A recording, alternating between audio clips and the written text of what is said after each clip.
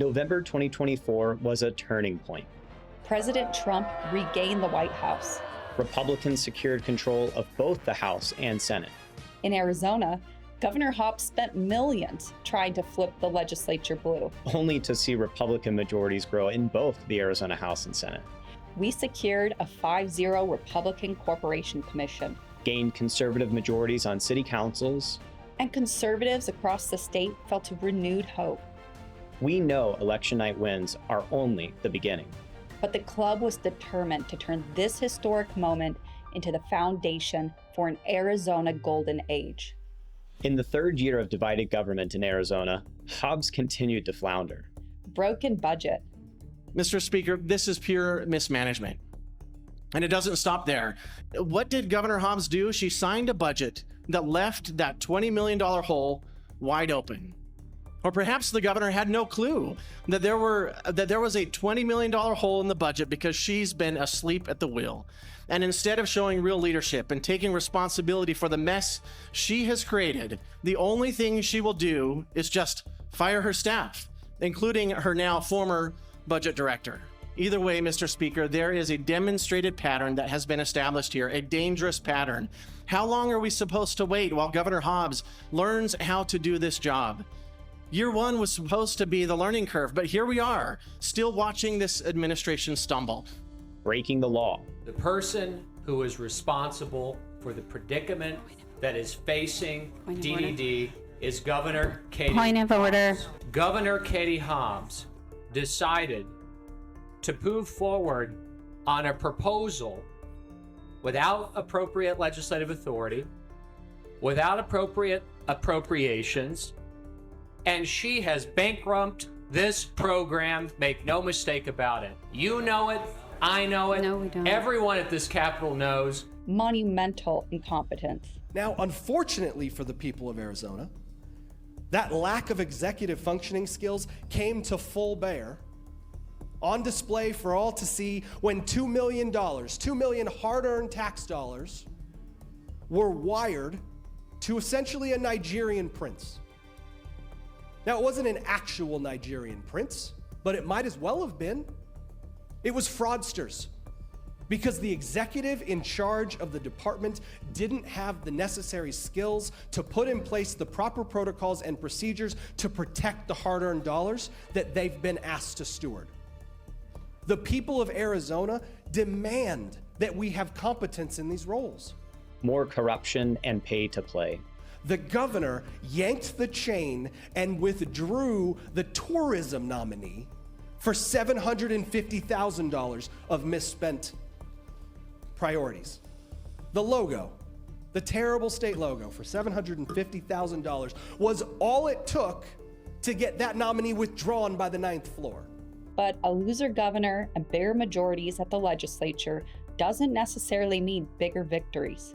New members, new leadership, and internal division. None of those are being... Mr. Speaker, I'm almost done. Chairman, I think we've heard enough, though. Well, thank you, Mr. Speaker, but I'm not done. I could speak on every bill if you wish. No, I'm just saying...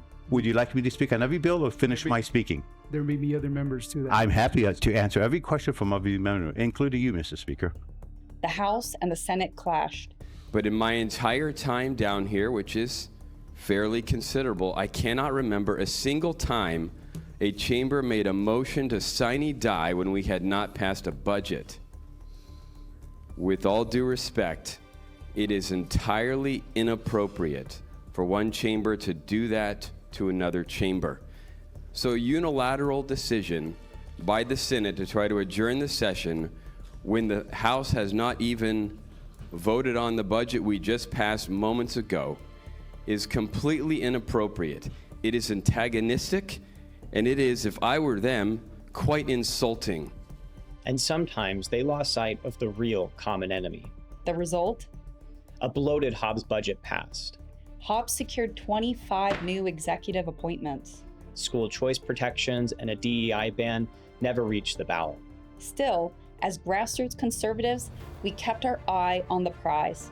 Together, we engaged on 57 bills, took over 25,000 actions, sent thousands of emails, testified before committees, made our voices heard.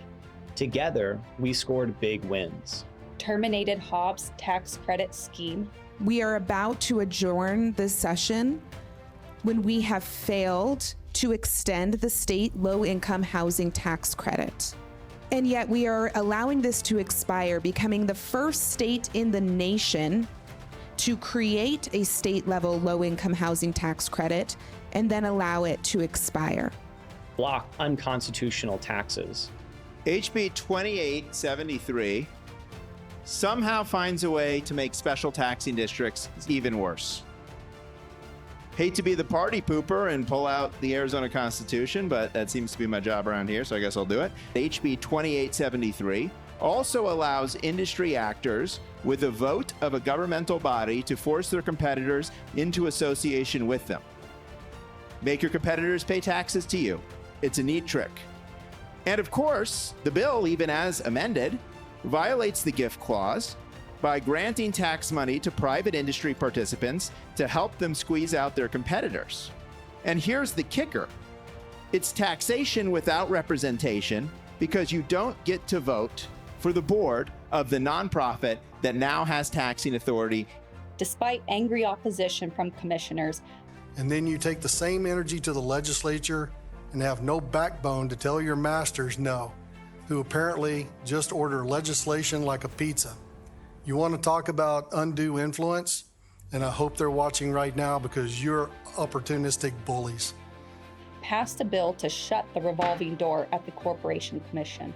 Exposed the $42.7 billion green energy plan approved by the commission with no cost analysis. And finally, we referred the Freedom to Move Act to the 2026 ballot to protect Arizonans from surveillance and driving rations. And in Washington, the tide turned. With a friend in the White House, our calls were heard. Woke transportation projects. Here are a few of the ways the last administration spent your hard-earned money. Millions of dollars to research making climate change the center of transportation decisions. Millions of dollars to research infrastructure addressing equity and barriers to opportunity for gender nonconforming people. This is the garbage the last administration was funding. No more at this DOT, not under this administration. Crushing air quality control measures. And President Trump shut down the Green New scam. Stop the windmills. You're ruining your countries. I really mean it. And he's unleashing American energy. I call it beautiful, clean coal. I tell my people never use the word coal unless you put beautiful, clean before it. Right, Doc? So we call it beautiful, clean coal. Beautiful, clean coal. For the first time in years, DC isn't holding Arizona back. So we could take the fight to our own backyards, where for too long the bureaucratic left has comfortably been in control.